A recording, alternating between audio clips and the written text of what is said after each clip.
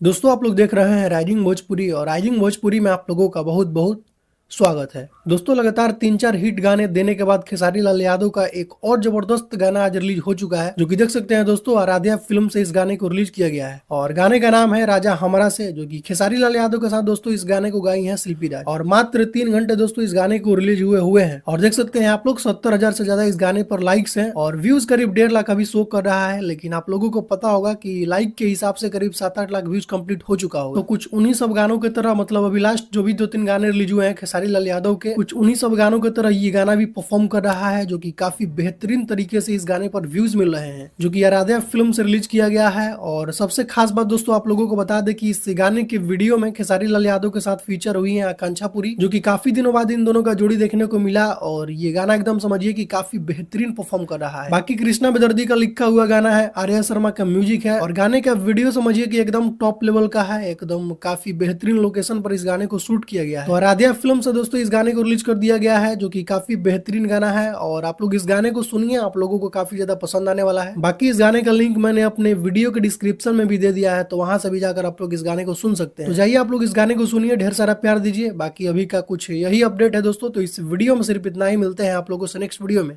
Thank you so much video देखने के लिए।